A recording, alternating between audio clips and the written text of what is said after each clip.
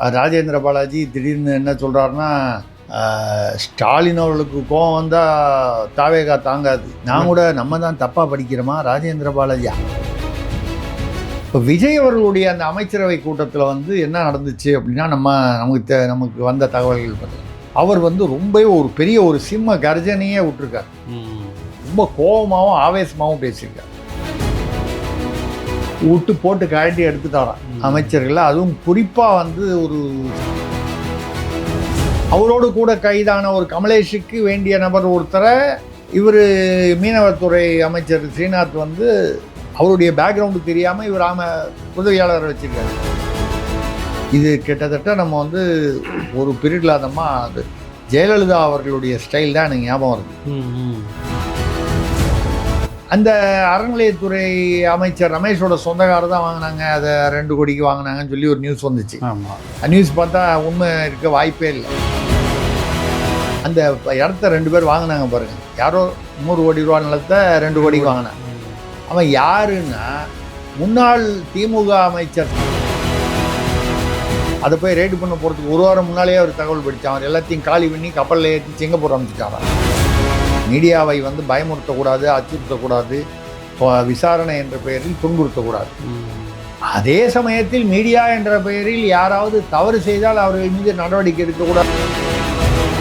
அந்த வகையில் பார்த்தீங்கன்னா இப்போ அடுத்த டார்கெட்டு சேகர் பாபு அவர்கள் தான். வணக்கம். நம்முடன் இணைந்திருப்பவர் மூத்த பத்திரிகையாளர் திரிசக்தி சுந்தரராமன் அவர்கள். வணக்கம் சார். வணக்கம் பெலிக் சார், சொல்லுங்கள் சார்.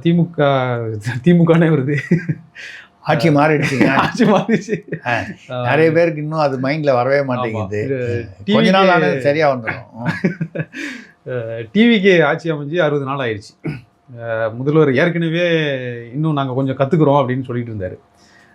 சொல்லிகிட்டே இருக்கும்போதுமே நிறைய இந்த இப்போ டெண்டரில் வந்து குயிக்காக அந்த டெண்டரை முடிக்கிறதுக்காக அந்த 3 மணி நேரத்தில் முடிக்கிறது, 3 நிமிஷத்தில் முடிக்கிறதுலாம் விட்டாங்க அப்படின்லாம் குற்றச்சாட்டும் வந்துட்டு இருந்துச்சு. அவங்களையும் அந்த டெண்டரையும் இதெல்லாம் பண்ணிகிட்டு இருந்தாங்க. அப்புறம் நிறைய இந்த இப்போ வீராசாமின்னு ஒரு ஆள்லாம் கைது பண்ணாங்க. லஞ்சம் 1.30 லட்சம் லஞ்சம் வாங்கினாரு அப்படின்னு. தொடர்ந்து தாவேக்கா மேலே இந்த மாதிரியான விஷயங்கள் வந்துக்கிட்டே தான் இருந்துக்கிட்டே இருக்குது. அங்கே லஞ்சம் அப்படின்னு பழனியிலையும் அந்த 110 கோடி வந்துக்கிட்டே இருந்துச்சு. நேற்று அமைச்சரவை கூட்டத்தில் முதல்வர் அவர்கள் கடும் கோபத்துடன் திட்டினார். அதிகாரிகளெல்லாம் வெளியில் போக சொன்னாங்க அப்படின்லாம் நியூஸ் பரவச்சு. அது உண்மைத்தன்மை என்னதான் இருக்குது? இல்லை, அதாவது என்ன நடக்குதுன்னு பார்த்தீங்கன்னா, இதில் 2 விஷயம் நம்ம புரிஞ்சுக்க வேண்டிய விஷயம். இது வரைக்கும் முன்னால் தமிழ்நாட்டில் திமுக அதிமுக மாறி மாறி ஆட்சி பண்ணுது. திமுக அதிமுக 2 என்னன்னு கேட்டிங்கன்னா 1லேருந்து 1 வந்தது தான். திமுகலேருந்து அதிமுக வந்துச்சு. அது அப்புறம் மறுபடியும் அதிமுகலேருந்து ஒரு 10 பேர் திமுக போனாங்க. இது மொத்தம் இது 2ம் அது ஒரே என்ன சொல்கிறது, இதுலேருந்து வந்தது, ஒரே ஃபேக்ட்ரியிலேருந்து மேனுஃபேக்சர் வந்தது. அந்த வகையில் பார்க்கும்போது இவர் விஜய்க்கும் அரசியல் புதுசு, விஜயில் கட்சியினரில் இருக்கிற நிர்வாகிகளுக்கும் புதுசு. அமைச்சர்கள் எடுத்திங்கன்னா செங்கோட்டையன் ஒருத்தரை தவிர பாக்கி யாருமே இதுக்கு முன்னால் அமைச்சராகவே இருந்ததில்லை. எம்எல்ஏவும் கிடையாது, எம்எல்ஏவாகவும் இருந்ததில்லை. இப்போ அமைச்சராக இருக்கிறதுக்கு வாய்ப்பே இல்லை. அதிமுகலேருந்து நிறைய பேர் இங்கே வந்திருக்காங்க முன்னாள் அமைச்சர்கள்லாம். ஆனால் அவங்களுக்கெல்லாம் எந்த விதமான ஒரு பதவியோ இல்லை ஒரு அந்த மாதிரி இதெல்லாம் ஒன்றும் இது வரைக்கும் கொடுக்கல. இடைத்தேர்தலில் கூட அவங்களுக்கெல்லாம் சான்ஸ் இல்லை, கொடுப்பதற்கு சான்ஸ் இல்லை. கொடுத்தால் வந்து ஒன்று சட்ட சிக்கல் வரும், வரலாம். ஏற்கனவே வழக்குகள்லாம் இருக்குது, அது சம்மந்தமான வழக்குகள். இவங்களுக்கெல்லாம் வந்து கொடுக்கக்கூடாதுன்னு சொல்லி வழக்குகள் இருக்குது. அதை தாண்டி அவர்களுக்கு பல பேருக்கு ஊழல் பின்னணி இருக்கிறது ஒன்று.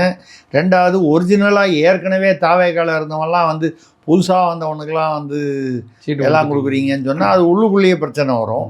அதனால் இந்த இடைத்தேர்தலில் கொடுக்காம பின்னால் பார்ப்போம் அப்படின்னு சொல்லி இருக்கிறதா சொல்கிறாங்க எம்பி. ஆமாம், இல்லை வாரியம் கொடுக்கலாம், இல்லை வேறு ஏதாவது கொடுக்கலாம். மேயர் வந்து நகராட்சி உள்ளாட்சி தேர்தல் வருது. ஆக அங்கே அமைச்சராக இருந்து நான் இங்கே அமைச்சராக தான் ஆவேன்னா இங்கே இடம் இல்லை. எவ்வளோ பேர் கொடுக்க முடியும்? இப்போ வந்து யார் என்ன பேசுகிறாங்கன்னு தெரியல, யார் எந்த கட்சிக்கு போகிறாங்கன்னு தெரியல. அதிமுகவில் பார்த்தீங்கன்னா இவர் ராஜேந்திர பாலாஜி திடீர்னு என்ன சொல்கிறாருன்னா, ஸ்டாலின் அவர்களுக்கு கோவம் வந்தால் தாவேகா தாங்காது. நான் கூட நம்ம தான் தப்பாக படிக்கிறோமா, ராஜேந்திர பாலாஜி அதிமுகவில் இருக்கார், எடப்பாடிக்கு கோவம் வந்தான்னு சொன்னால் கூட அதில் ஒரு நியாயம் இருக்குது. ஏதோ ஒரு சொல்கிறாரு, நடக்குமா நடக்காதோ சொல்கிறாரு. அது ஏன் ஸ்டாலினுக்கு கோவம் வந்தான்னு இவர் பேசுகிறாருன்னா, அப்புறம் வெளியில் கேட்டால் சொல்கிறாங்க அவர் இந்த பக்கம் திமுகலையும் பேசிகிட்டு இருக்காரு, அந்த பக்கம் அண்ணாமலைட்டையும் பேசிகிட்டு இருக்காரு, தாவேகாலையும் எல்லாரும் எல்லா கட்சியிலையும் பேசிகிட்டு இருக்காங்க. எங்கே வாய்ப்பு கொடுக்க எங்கே கூப்பிட்றாங்களோ, எந்த கதவு திறந்துருக்கோ அங்கே உள்ளே போகலாம்னு இப்படி ஒரு சூழ்நிலை வந்துருச்சு. இப்போ நீங்கள் கேட்ட அந்த அமைச்சரவை கூட்டம் என்னன்னு பார்த்தீங்கன்னா, எல்லாருமே புதுசு. நம்ம வந்து தாவேகால இப்போ என்ன பிரச்சனை அப்படின்னு சொன்னால், தொண்டர்களும் அரசியல் புதுசு, நிர்வாகிகளுக்கும் அரசியல் புதுசு, அமைச்சர்கள் எம்எல்ஏ அமைச்சர்களுக்கும் அரசியல் புதுசு. எப்படி பேசணும், எப்படி பேசக்கூடாது, எந்த இடத்துல ஊழல் வச்சுருப்பான், எந்த இடத்துல ஊழல் நடக்க வாய்ப்பு இருக்குது, இதெல்லாம் தெரியாது. ஊழல் பண்ணால் எங்கே தெரியாமல் இருக்கும். ஆமாம், அது எப்படி அது தெரியாமல் பண்ணணும் அதுவும் தெரியாது. திமுக அதிமுக பார்த்தீங்கன்னா அதெல்லாம் இருப்பாங்க, இப்படி பண்ணணுன்னா இப்படி போடணும், டெண்டர் போடணும், இந்த டெண்டர் இந்த நேரத்தில் கரெக்டாக அந்த சமயத்தில் அந்த டெண்டரில் வேறு எவனும் உள்ளே நுழைய முடியாதவளுக்கு அந்த ஹேக்கிங் பண்ணி அதெல்லாம் செட் பண்ணி அவங்களுக்கு வேண்டிய ஆள் மட்டும் கடைசி 5 நிமிஷத்தில் டக்குன்னு உள்ளே வர மாதிரி வச்சு, இவங்களுக்கு இதெல்லாம் பழக்கமே இல்லை. இப்போ விஜய் அவர்களுடைய அந்த அமைச்சரவை கூட்டத்தில் என்ன நடந்துச்சு அப்படின்னா, நமக்கு வந்த தகவல்கள் பிறகு அவர் ரொம்பவே ஒரு பெரிய ஒரு சிம்ம கர்ஜனையே விட்டுருக்கார். ரொம்ப கோபமாகவும் ஆவேசமாகவும் பேசியிருக்கார். என்ன பேசியிருக்காருன்னா, ஊழலற்ற ஆட்சியை நான் கொடுக்கணும் அப்படிங்கிறதுக்கு எல்லா விதமான முயற்சிகளையும் ஈடுபடுறேன். கிளீன் கவர்மெண்ட்டு தானே சொல்லி வந்தார். ஆமாம், அப்படி தான் நான் அதுக்கான இப்போ இந்த மாநகராட்சியில் உள்ள ஒப்பந்த புள்ளி பாக்கி எல்லாம் நிறுத்தி வச்சுட்டாரு, நிறைய டெண்டரை கேன்சல் பண்ணிட்டாரு, இப்போது ஆன்லைனில் நிறைய கொண்டுட்டாரு. பத்திரப்பதிவுலலாம் பத்திரப்பதிவில் தான் இருக்கிறதுலையே மோசமான ஊழல் அங்கே தான் நடக்கும். அதை நீங்கள் எந்த மூலையிலேருந்து நீங்கள் கன்னியாகுமரியில் உட்காந்து சென்னை ப்ராப்பர்ட்டியை நீங்கள் ஆன்லைனில் பதிவு பண்ணலாம். ஒரு உதாரணமாக சொல்கிறேன், இந்த மாதிரி எங்கே வேணாலும் எப்படி வேணாலும் பண்ணலாம். இதெல்லாம் புதுசாக கொண்டு வந்திருக்காங்க. கொஞ்சம் கொஞ்சமாக அதுக்கு முதல்ல பார்த்தீங்கன்னா எடுத்தோன்னு இந்த அதிகாரிகள்லாம் ஒத்துழைக்க மாட்டாங்க. இவ்வளோ நாள் அவன் காசு வாங்கியே பழக்கப்பட்டவன் இப்போ எல்லாமே ஆன்லைனில் முடிஞ்சு போச்சுன்னா இந்த சப்ரிஜிஸ்ட்ராரை யார் மதிப்பான்? நீங்கள் சப்ரிஜிஸ்ட்ரார் ஆஃபீஸுக்கு போனீங்கனாலே அப்படி தான் பார்ப்பாங்க. இப்போ இவர் தான் விஜய் ஒரு விஷயம் நல்ல விஷயம் பண்ணார், சின்ன விஷயம் ஆனால் நல்ல விஷயம், மக்களுக்கு நம்பிக்கை தரக்கூடிய விஷயம். என்ன விஷயம்னா, வந்தால் அவனை மரியாதையாக உட்கார வச்சு பேசணும். என்ன பெரிய விஷயமா அப்படி முதலமைச்சர் சொல்லதான்னு கேட்பீங்க. ஆனால் ஒரு சாதாரண பாமர மக்களுக்கு அவன் எங்கேயோ ஒரு முக்கியமான ஒரு தனியார் கம்பெனியில் ஒரு பெரிய அதிகாரியாக இருப்பான். அங்கே போய் நின்று சப்ரிஜிஸ்ட்ரார் ஆஃபீஸில் போய் இப்படி நிற்கணும், நின்றுட்டு தான் பேசணும். வாங்க எல்லாம் வெயிட் பண்ணு பார்க்கலாம். இந்த நடைமுறை மாற்றினாலே மக்களுக்கு நம்பிக்கை வரும். இந்த அமைச்சரவை கூட்டத்தில் என்ன பண்ணியிருக்காரு, வழக்கமாக அமைச்சர்லாம் உட்கார்ந்த பக்கத்துலேயே அதிகாரிகள் உட்காருவாங்க, ஒருத்தர் 2 பேர் கூட அந்த துறை. ஏன்னா அமைச்சர்களுக்கு ஏதாவது ஒரு பாயிண்ட்டுன்னா எடுத்து கொடுக்கணும்ல, அதுக்கு முதல்ல அதிகாரிகள்லாம் கொஞ்சம் வெளியே உட்காருங்க, நான் திருப்பி கூப்பிட்றேன்னு சொல்லி அனுப்பிச்சுட்டாரன். விட்டு போட்டு கழட்டி எடுத்துட்டாரான் அமைச்சர்கள். அதுவும் குறிப்பாக ஒரு சில அமைச்சர்கள், ஒரு பெண் அமைச்சர் உட்பட எல்லாம் ரீல்ஸ் போட்டுக்கிட்டு இருக்கீங்க. நீங்கள் 2வது இந்த தேவையில்லாமல் ஆய்வெல்லாம் நிறுத்துங்க. நீங்கள் ஏன் வேறு துறையில் ஆய்வுக்கு போகிறீங்க? பள்ளிக்கூடத்துக்காக எதுக்கு ஆய்வு போகிறீங்க?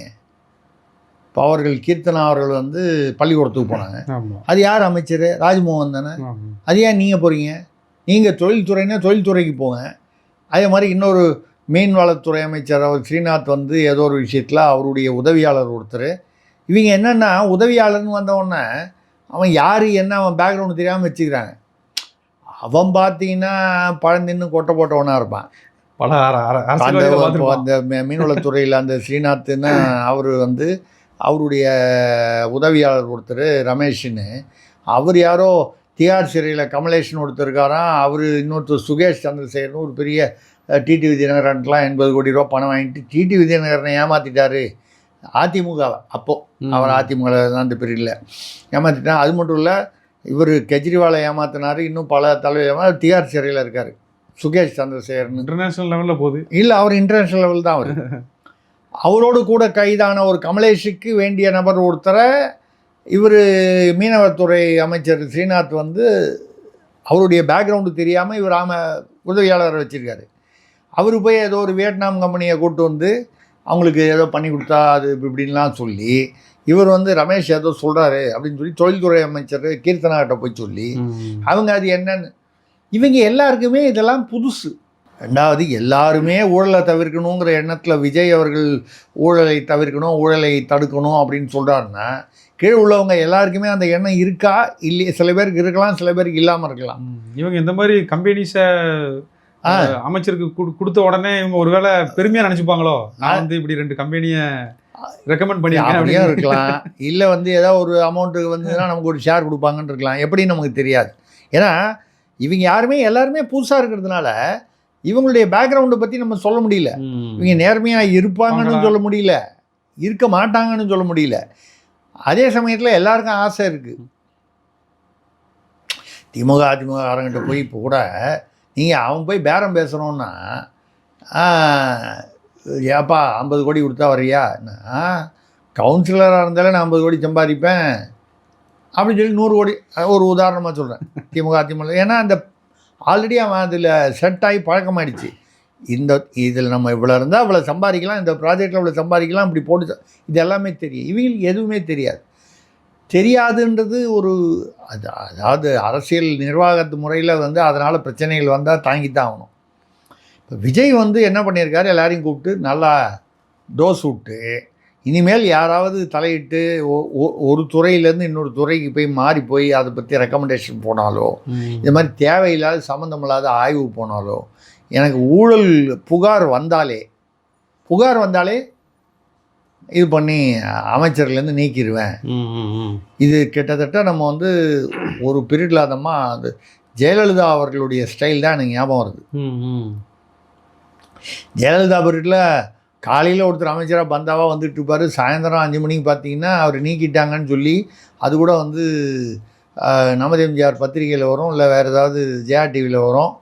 வந்து தான் அவருக்கே தெரியும், ஜெயா டிவி பார்த்து தான் அவரே தெரிஞ்சுப்பார், ஓ நம்ம மந்திரி இல்லை போல் இருக்குன்னு. அதுக்கப்புறம் பார்த்தீங்கன்னா போயஸ் கார்டனில் வாசலில் இருக்கிற வாட்ச்மேன் கூட உள்ளே விட மாட்டான். அவங்க நினச்சா அந்த பதவியில் வைப்பாங்க, இல்லைன்னா இல்லை.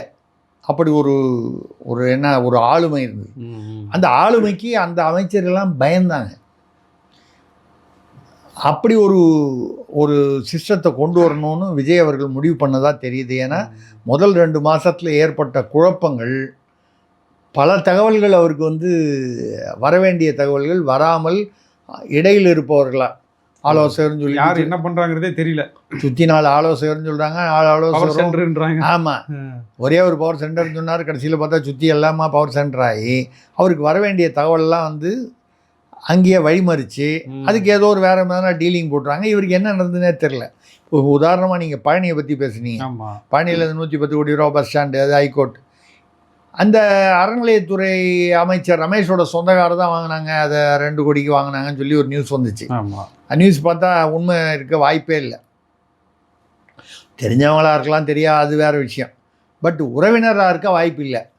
இவர் வேறு வகையரா, அது வேறு வகையரா, சம்மந்தமே இல்லை. அப்படி இருக்க வாய்ப்பு இல்லை.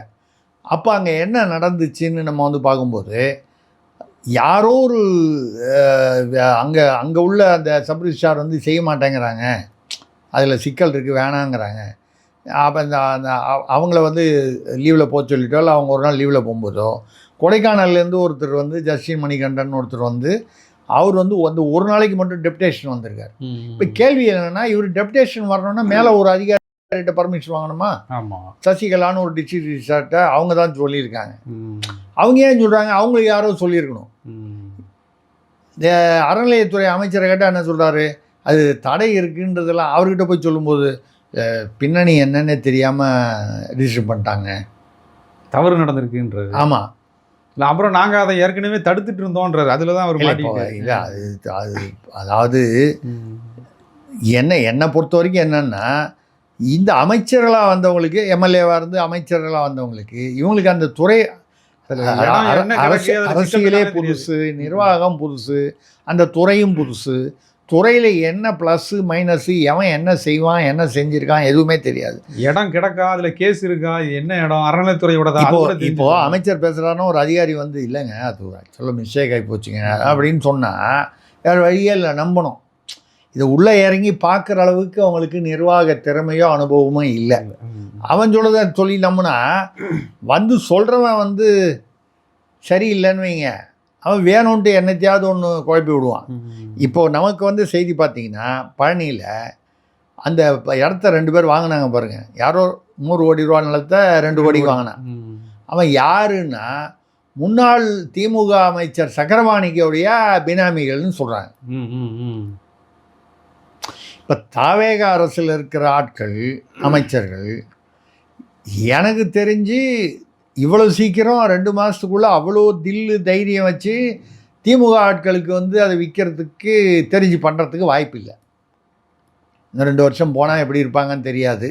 ஆனால் ஏற்கனவே அது திமுக வந்து அவங்க தடை பண்ணி வச்சுருந்தாங்க அப்படின்னு சொல்கிறாங்கல்ல, நாங்கள் அதை தடை பண்ணி வச்சுருந்தோம். திமுக தடை பண்ண இல்லைங்க, அது உயர்நீதிமன்றத்துக்கு போய் உயர்நீதிமன்றத்தில் வந்து திமுக அரசு என்ன சொல்லிடுச்சுன்னா, நாங்களே ஜீவோ போட்டு தடை பண்ணியிருக்கோன்னு உயர்நீதிமன்றம் அவங்களே தடை பண்ணிட்டாங்க. அப்புறம் வழக்குக்கு என்ன இருக்குன்னு விட்டுட்டாங்க. இந்த தடையை இவங்க டிபார்ட்மெண்ட் லெவலில் அதை ரிலீஸ் பண்ணியிருக்காங்க. சரி சரி. இதுக்கு பின்னால் உள்ள இதோடைய பூர்வீகம், இதோடைய பின்னணிகள்லாம் எந்த அளவுக்கு இப்போ உள்ள அறநிலையத்துறை அதிகாரிகளுக்கு எல்லாமே தெரியும். ஆமாம். இப்போ அந்த ஆணையர் துணை ஆணையர் மாரிமுத்துன்னு அவனுக்கு ப்ரமோஷன் கூட கொடுத்தாங்களே, அந்த ஆள் தான் வந்து அந்த பத்திரத்தில் கையெழுத்து போட்டிருக்கான். அவனுக்கு தெரியாமல் இருக்கவே முடியாது. இப்போ எடப்பாடி கூட அந்த பவர் சென்டர் யாருன்னு தெரியல அந்த விவகாரத்தில். இங்கே ஒரு பவர் சென்டர் இருக்குன்னு திமுகவனுடைய நீங்கள் 4 பவர் சென்டர்னு சொன்னீங்களா, அதான் ஞாபகம் வருது எனக்கு அவர் சொன்னது. அதான். ஸோ அப்போது அமைச்சர்களில் நம்ம எல்லா அமைச்சர்களும் அப்படியே வெள்ளந்தி, அவங்க எல்லாருமே நேர்மைன்னு யாரையும் நம்ம வந்து சொல்கிற அளவுக்கு அவங்க பிரபலமும் இல்லை, அவங்கள பற்றி தெரியவும் இல்லை. ஆனால் அதிகாரிகள் எப்படி வந்து அதை அப்படி நேக்காக மாற்றி விடுவாங்க அப்படிங்கிறது இவ்வளோ நாளாக பழக்கப்பட்டுட்டாங்க. லஞ்சம் வாங்கி ஊழல் பண்ணி போலி பத்திரப்பதிவு. இப்போ கூட தாமா அன்பரசன் பாருங்கள், திமுக அவர் அமைச்சராக இருந்தார். அவர் வந்து ஒரு இடத்த வாடகைக்கு எடுத்தார் ஒரு கம்பெனியில். அந்த வாடகைக்கு எடுத்துக்கிட்டு அப்புறம் அதை வந்து காலி பண்ண மாட்டேன்னு சொல்லி தகராறு பண்ணி நிலப்பரிப்புன்னு சொல்லி இப்போ வழக்கு பதிவு பண்ணியிருக்காங்க. அமைச்சராக இருக்கும்போது அவர் என்ன பண்ண முடியும்? போலீஸில் போய் கேஸ் கொடுத்தா வாங்க மாட்டான்ல. இந்த மாதிரி நிறைய திமுகலாம் எல்லாம் பண்ணுவாங்க. இப்போ விஜய் வந்து இந்த அமைச்சரவை கூட்டத்தில் பல விஷயங்களை வந்து மனம் விட்டு பேசி, கொஞ்சம் கோபமாகவும் பேசி, இது மாதிரி அமைச்சர்லாம் ஆய்வு போனாலும் சரி, இல்லை இன்னொருத்தருடைய இதில் தலையிட்டாலும் சரி, ஊழல்னு புகார் வந்தாலும் சரி பண்ணுவேன்னு சொல்லியிருக்காரு. இப்போது சில விஷயங்கள் இந்த அது என்ன நலன் டிஎன் அப்படின்னு ஒரு திட்டம். ஆமாம், மருத்துவத்துறையில் அந்த அரசு மருத்துவமனையெல்லாம் மேம்படுத்துறதுக்கு வெளிப்படையாக நன்கொடைகள் வாங்கி, இல்லை இந்த என்ஜிஓக்கள் மூலமாக ரோட்டரி கிளப்பு அந்த மாதிரிலாம் வாங்கி அந்த மாதிரி வந்து பண்ணணும், மேம்படுத்தணும் அரசு மருத்துவமனைகளில். ஏன்னா திமுக பிரிவில் பார்த்தீங்கன்னா அரசு மருத்துவமனை அப்படியே தான் இருக்கும். அங்கே செலவு பண்ண மாதிரி கணக்கு தாங்க அனுப்பிச்சிருப்பேன். அங்கே உள்ள டாக்டர்லாம் உங்களுக்கு தெரியும், ஏற்கனவே அந்த பேராசிரியர்லாம் பார்த்தீங்கன்னா அண்ணா பல்கலைக்கழகத்துலாம் 1000 பேருக்கு மேலே வந்து முதல்ல 200 பேர்னு 300 பேர்னாங்க, அப்புறம் பார்த்தா 900 பேர் என்னமோ. அவெல்லாம் வந்து வேலை, அதாவது 4 இடத்துல வேலை பார்க்குறான். கேசாட்சியில் சில பேர் வந்து 10 இடத்துல வேலை பார்க்குறான், வேறு காலேஜில். ஒரே ஆள் எப்படி இப்போ 2 இடத்துலையே வேலை பார்க்க முடியாது, 4 இடத்துல 10 இடத்துல இந்த மாதிரிலாம் கேஸ் ஆகிருக்கு. இந்த மாதிரி மருத்துவமனையில் வந்து அதே மாதிரி பார்த்தீங்கன்னா அங்கே உள்ள டாக்டர்லாம் வெளியே தனியாக கிளினிக் வச்சுருப்பான், ஆஸ்பத்திரி வச்சுருப்பான். இங்கே சும்மா நீ அங்கே வந்து பாருன்னு சொல்லி இது ரொம்ப நாளாக அப்படி தான் நடந்துகிட்டு இருக்கு. இதெல்லாம் சரி பண்ணணும்னு விஜய் நினைக்கிற மாதிரி தெரியுது. ஆனால் அவருக்கு வந்து அந்த அந்த கட்டமைப்பு இன்னும் செட் ஆகலை. அவருக்கு அவருடைய எண்ணப்படியோ அது அந்த மாதிரி நடக்கிறதுக்கு ஒத்துழைக்க மாட்டாங்க. ஏன் அவருக்கான தகவல்களை சரியாக கொடுக்கறதுக்கு இல்லை, அதுக்கான நம்பிக்கையான ஆட்களும் பெருசாக அவரை சுற்றி இல்லை. இப்போ தான் வந்து பார்த்தீங்கன்னா அவர் உமாநாதன் ஒருத்தர் இருந்தார். அவர் திமுக ஆட்சியில் இருக்கும்போது ஐஏஎஸ். உதயச்சந்திரன் உமாநாத்தை தாண்டி எதுவுமே, அவங்க 2 பேர் சொன்னால் தான் ஸ்டாலின் ஐயா வந்து எதுவுமே காதில் போட்டுப்பார். அவங்க சொல்கிறது தான் அவர். இவங்க 2 பேர் முடிவு பண்ணிட்டாங்கன்னா ஸ்டாலின் சார் முடிவு பண்ண மாதிரி அந்த மாதிரி ஒரு பதவியில் அவரை கொண்டு வந்து முக்கியமான பதவியில் இதில் வச்சுருந்தாங்க தாவேகால. அதுவே வந்து நார்மலாக வந்து பார்த்திங்கன்னா திமுக அதிமுக மாறி மாறி வரும்போது திமுக ஆட்சியில் முக்கிய பதவியில் இருந்தவங்கெல்லாம் வந்து அதிமுக ஆட்சிக்கு வந்தவொன்னே தூக்கி எங்கேயா டம்மியாக போட்டுட்டு இவங்க அது ஆல்ரெடி ரெடியாக ஒரு செட்டு வச்சுருப்பாங்க, கரெக்டாக கொண்டு வந்து போட்டுருவாங்க. இப்போ தாவேகாவை பொறுத்த வரைக்கும் அந்த மாதிரி ஒரு தனி செட்டு, நமக்கு வேண்டியவங்க விசுவாசமானவங்கன்னு ஒரு லிஸ்ட்டு கிடையாது. யாரையாவது போனோன்னா நல்ல மனுஷங்க அவர் அப்படின்னு யார் 2 பேர் வந்து சொன்னாங்கன்னு நம்ம போட்டுருது. கடைசியில் பார்த்தா அங்கே தான் திமுகவை தான் விசுவாசமாக இப்படி தான் நடந்திருக்கு. முன்னாடி ஃபோனில் பேசிகிட்டு இருப்பாங்க. ஆமாம், ரகசியத்தாங்க சொல்லி. இப்போ ஏவாவேலு செந்தில் பாலாஜி வழக்கில் வந்து பின்னடைவு ஏற்பட்டதுக்கு தாவேக அரசுக்கு காரணம் வந்து அங்கே லஞ்ச ஒழிப்புத்துறையிலேருந்தே தகவல் அவங்களுக்கு முன்கூட்டியே போயிடுச்சு. அவர் கரூரில் அந்த பேங்க் மாதிரி நடத்தினார, அதை போய் ரெய்டு பண்ண போகிறதுக்கு 1 வாரம் முன்னாலேயே அவர் தகவல் படித்தான். அவர் எல்லாத்தையும் காலி பண்ணி கப்பலில் ஏற்றி சிங்கப்பூர் அனுப்பிச்சிட்டாராம் ஏவாவேலு. சொல்லிட்டு அவர் என்ன சொல்கிறாரு, மடியில் பயம் இல்லை, கனம் இல்லை, அதனால் வழியில் பயம் இல்லை, அதை அனுப்பிச்சிட்டார்ல கப்பலில். இனிமேல் என்ன பயம் இருக்குது? ஏனென்றால் அவர்கள் வந்து ஒரு பெரிய கட்டமைப்பு நெட்வொர்க் வச்சுட்டாங்க. 30 வருஷமாக அதுலேயும் திமுக அதிமுக 2 பேரும் செய்வாங்கன்னா அதில் திமுக கொஞ்சம் சீனியர். காசு வாங்கிட்டு ஒரு பதவி கொடுக்குறதா இருந்தாலும் லஞ்சம் வாங்கிட்டு அது திமுகவுக்கு வேண்டியவனா பார்த்து தான் கொடுப்பாங்க. ஏன்னா என்னைக்காக இருந்தாலும் அவன் திமுகவுக்கு வேறு ஆட்சி வந்தால் கூட விசுவாசமாக இருக்கணும். வக்கீலாக இருந்தாலும் சரி, அது எந்த பதவியாக இருந்தாலும் சரி, எல்லா துறையிலையும் அப்படி தான். இந்த வகையில் இவங்களுக்கு இன்னும் இந்த இதெல்லாம் அது செட்டே ஆகலை. இப்போது அந்த நலன் திட்டம் கொண்டு வந்தார், அப்புறம் இந்த பத்திரப்பதிவு, அப்புறம் இந்த லஞ்ச ஊழலுக்கு எதிராக வந்து இமெயிலு இதெல்லாம் வந்து பார்த்திங்கன்னா இந்த வாட்ஸ்அப்லாம் நம்பர்லாம் கொடுத்துருக்காரு. இதெல்லாம் வந்து ஓரளவுக்கு உங்களுக்கு வந்து அதாவது 100% இதெல்லாம் ஒர்க் பண்ணுமான்னா அதிகாரிகள் எல்லாத்தையுமே முதல்வர் டீல் பண்ண முடியாது. அமைச்சர்கள் டீல் பண்ணணும். அதை தாண்டி அதிகாரிகள், மூத்த அதிகாரிகள், ஐஏஎஸ் அதிகாரிகள், ஐபிஎஸ். இப்போ லஞ்சம் வந்து நீங்கள் வந்து இந்த ஆள் கேட்குறான்னு சொன்னால், ஆனால் வந்து பல இடங்களில் வந்து 1-2 இடங்களை தவிர இந்த ஸ்ரீவைகுண்டத்தில் அந்த எம்எல்ஏவை ஏன் வந்து இன்னும் வழக்கு போடல, கைது பண்ணல, சரவணன்னு கேட்டுட்ருக்காங்க. அதுக்கு பதில் இல்லை. இந்த வீரா இப்போ நீங்கள் சொன்னீங்களா மாம்பாக்கத்தில், அந்த மாதிரி விஷயங்கள்லாம் அதே மாதிரி தாவேகால் அங்கங்கே அந்த தண்ணி அடிச்சுட்டு போய் சிங்கப்படையில் போய் கலாட்டா பண்ணுவேன், தாவேகா யாரோ வக்கீல், இவெல்லாம் கைது பண்ணிட்டாங்க. சின்ன சின்ன ஆட்களை கைது பண்ணுறாங்க. பெரிய ஆட்டில் பண்ண முடியாமல் அவங்களுக்கு என்ன சிக்கல் இருக்குதுன்னு தெரியல. சரி, இப்போ இவருக்கு தகவல்கள் இந்த பவர் சென்டர்னால மறைக்கப்படுது இல்லை, இவருக்கு அதுக்கு அடுத்த கட்டமான நடவடிக்கையாக விஜய் அவர்கள் இல்லை இப்போ அதுதான் என்ன சொல்கிறாங்கன்னா, நம்ம ஒரு உளவுத்துறை தலைவர் வந்து ஐஜி அஸ்ரா கர்க் என்பவர் வந்து அவர் வந்து ரொம்ப நேர்மையாகவும் பொதுவாக அவரை பற்றி ஒரு நல்ல அவர் கொஞ்சம் எல்லாம் நேர்மையாக இருப்பார்னு ஒரு அதனால தான் அவர் இந்த கரூர் அந்த நெரிசல் சம்பவத்தில் கூட எஸ்ஐடியில் அவர் பேரை சஜஸ்ட் பண்ணாங்க, நேர்மையாக விசாரிப்பாருன்னு. அப்புறம் அந்த எஸ்ஐடிக்கு பதில் சிபிஐ விசாரணை போயிடுச்சு. அவர் தான் இப்போ உளவுத்துறை தலைவராக போட்டாங்க. அவர் வந்து அப்பப்போ டெய்லியோ இல்லை அப்பப்போ வந்து இந்த கான்ஃபிடென்ஷியலாக என்னென்ன சொல்லணுமோ, அமைச்சர்கள் தப்பு பண்ணாலும் சரி, எம்எல்ஏக்கள் தப்பு பண்ணாலும் சரி, நிர்வாகிகள் எதிர்கட்சிகள் என்ன பண்ணுது, சதி என்ன பண்ணுறாங்க. இப்போ கூட பார்த்தீங்கன்னா அந்த எம்எல்ஏ இது பார்த்தீங்கன்னா இந்த தாவேகா எம்எல்ஏக்களை வந்து 35 கோடி கொடுத்து வாங்குறதா அந்த வழக்கில் பார்த்தீங்கன்னா என்ன சொல்கிறாங்கன்னா 15 எம்எல்ஏவை வாங்குறதா இருந்தாங்க. அதுக்கு பேர் மேகாலயா ப்ராஜெக்ட். மேகாலயா அது என்ன, மேகாலயாவுக்கும் நமக்கு என்ன சம்மந்தம்னு தெரியல, ஏதோ ஒரு பேர் வைக்கணும்னு வச்சுக்கிட்டாங்க. அந்த மாதிரி 15 எம்எல்ஏவை வாங்குறதா இருந்தாங்க. அதுதான் இப்போது இதாகி வந்துக்கிட்டு இருக்கு, வழக்கு பெருசாகின்னு. ஒரு பத்திரிகையாளர் கூட ஒருத்தர் வந்து ஏதோ ஒரு ஏதோ ஒரு தலைமுறையை சேர்ந்தவர் அவர் அந்த பத்திரிகையாளரும் வந்து அந்த குறிப்பிட்ட அந்த குற்றம் சாட்டப்பட்டவரோடு யூடியூபரோடு வாட்ஸ்அப்பில் தொடர்பில் இதை பற்றி நிறையா இது பண்ணியிருக்காருன்னு சொல்லி அவரை விசாரிச்சிட்ருக்காங்க. நம்ம வந்து பத்திரிகையாளரை அவர் நிரபராதி, அவர் பேர் ஒன்றும் குற்றம் இல்லை என்றால் தேவையில்லாமல் தொந்தரவு செய்யக்கூடாது அப்படிங்கிறதா. மீடியாவை வந்து பயமுறுத்தக்கூடாது, அச்சுறுத்தக்கூடாது, விசாரணை என்ற பெயரில் துன்புறுத்தக்கூடாது. அதே சமயத்தில் மீடியா என்ற பெயரில் யாராவது தவறு செய்தால் அவர்கள் மீது நடவடிக்கை எடுக்கக்கூடாதுன்னு எப்படி சொல்ல முடியும்? யார் தவறு செஞ்சாலும் நடவடிக்கை எடுக்கணும், விசாரணை செய்யலாம். விசாரணையில் ஆதாரங்கள் இருந்தால் வழக்கு போடலாம். இல்லை எதுக்காக சொல்கிறேன்னா, அப்போ அவர் வந்து இவ்வளோ நாள் வந்து அவருக்கு இந்த கான்ஃபிடென்ஷியலாக வந்து இதெல்லாம் அனுப்புகிறார்ல, எங்கே தவறு நடக்குது. இப்போ அந்த மேகாலயா ப்ராஜெக்ட்னு சொல்லி 15 எம்எல்ஏன்னா இதை முதல்வருக்கு தெரிவிக்கிறதுக்கு யார் என்ன பண்ணுவார்?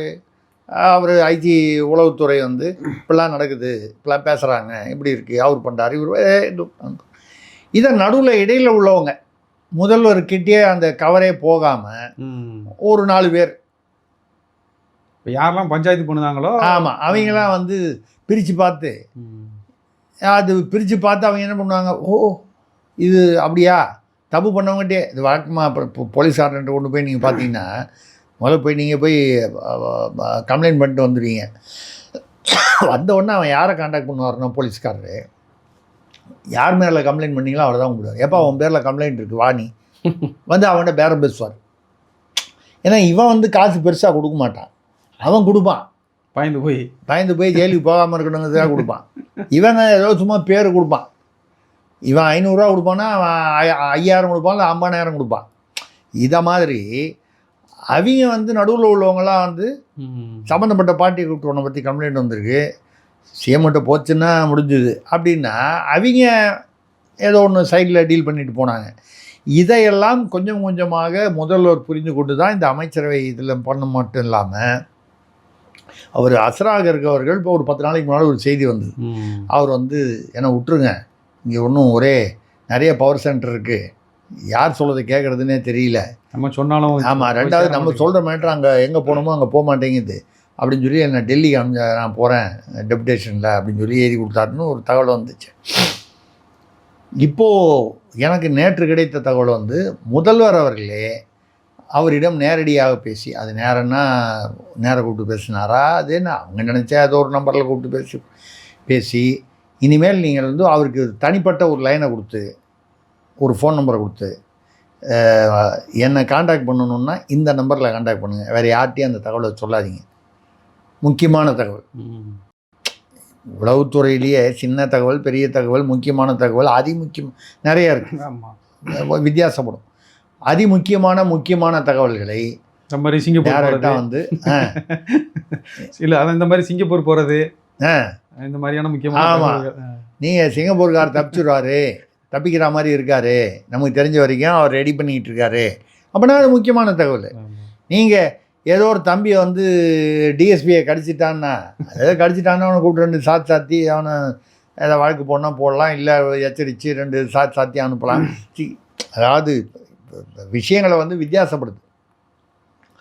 அப்படி வந்து நீங்கள் ஏதாவது முக்கியமான தகவல்கள்லாம் இந்த பர்டிகுலர் நம்பரில் கூப்பிட்டு டைரெக்டாக நான் தான் எடுப்பேன், என்கிட்ட சொல்லிடுங்க, யாருக்கிட்டையும் நடுவில் இதை டிஸ்கஸ் பண்ண வேணாம், உங்களுக்கு என்ன இன்ஸ்ட்ரக்ஷனோ அதை நானே கொடுத்துட்றேன் இப்படின்னு ஒரு முந்தா நேரத்தை நம்ம பேசுனதாக தகவல்.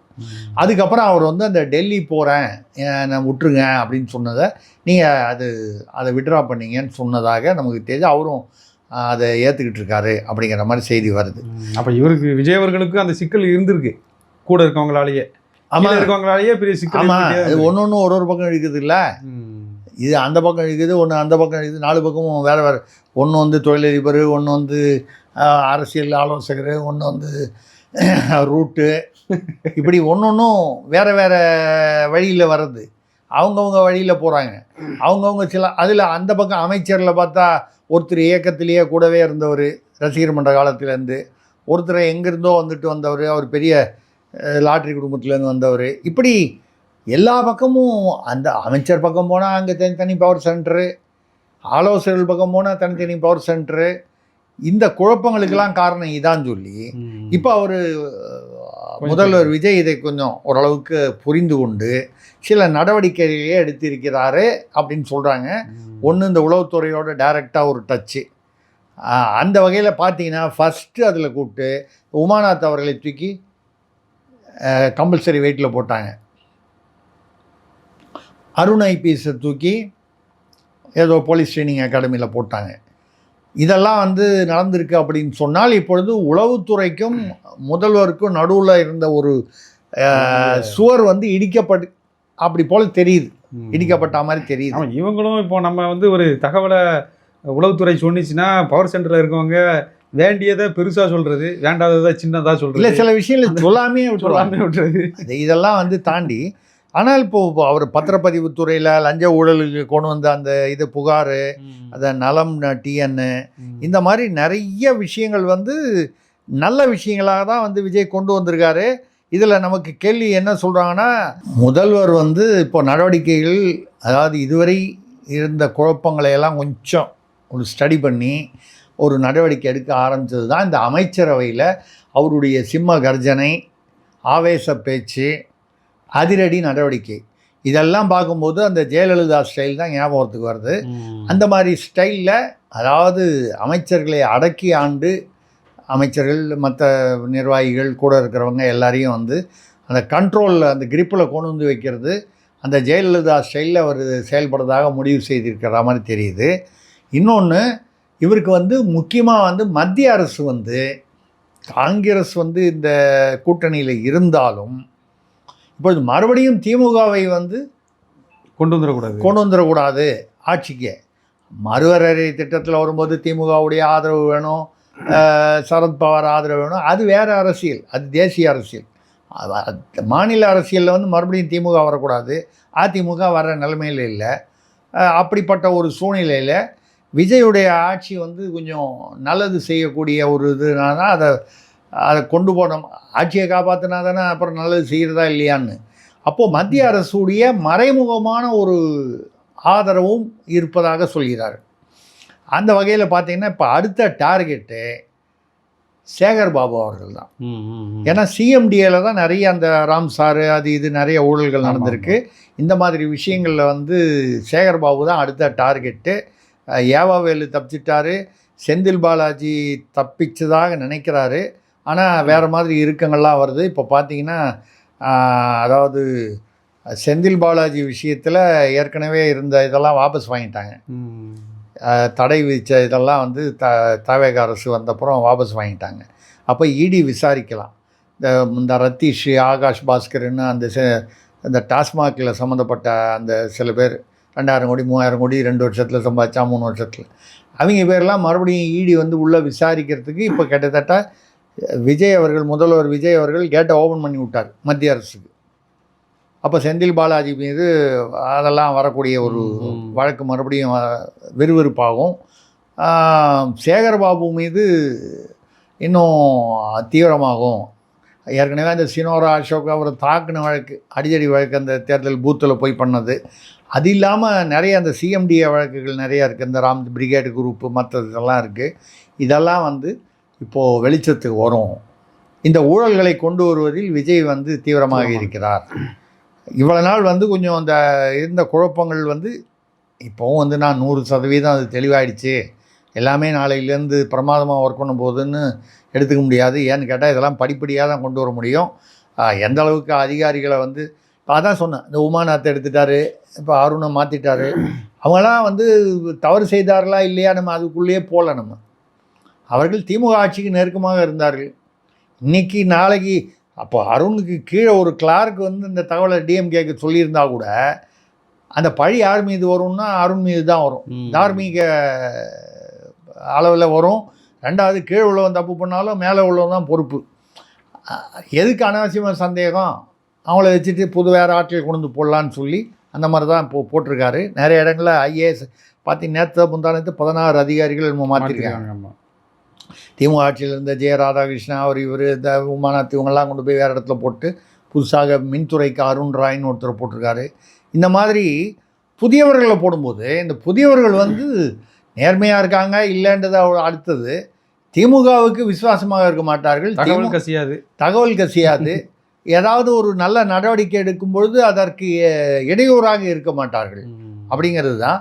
அப்போது நம்ம வந்து இப்போ மற்ற கட்சிகள் இருக்கக்கூடிய சூழ்நிலையில் விஜய் ஒரு நிலையான ஆட்சி தக்க வைத்து ஊழலை ஒழிக்கும் அந்த அவர் சொல்வதை நடைமுறைப்படுத்த முடிந்தால் நிச்சயமாக ஒரு தமிழ்நாட்டு மக்களுக்கு ஒரு நன்மை கிடைக்கும். இப்போ இந்த நலம் திட்டம், அப்புறம் இந்த லஞ்ச ஒழிப்புக்கு எதிரான புகார் எங்கே வேணாலும் நீங்கள் வந்து உடனே வாட்ஸ்அப்பில் சொல்லலாம், போகலாம், வரலான்னு சொல்கிறாங்க. அதுக்கு அதிகாரிகளை நியமிக்கிறாங்க. இதெல்லாம் நடைமுறையில் எப்படி நடைபெறுதுங்கிறத பொறுத்து தான். ஏன்னா திட்டங்களை அறிவிக்கிறதுங்கிறது எப்போ வேணாலும் யார் வேணாலும் அறிவிக்கலாம், செயல்படுத்துறது தான் இருக்குது. நல்லபடியாக செயல்படுத்த முடிந்தால் நிச்சயமாக விஜய் அவர்களுடைய ஆட்சிக்கு நல்ல பெயர் கிடைக்கும் அப்படிங்கிறது தான் நம்மளுடைய கருத்து. பார்க்கலாம், நல்லதையே நடக்கும் என்று நம்புவோம்.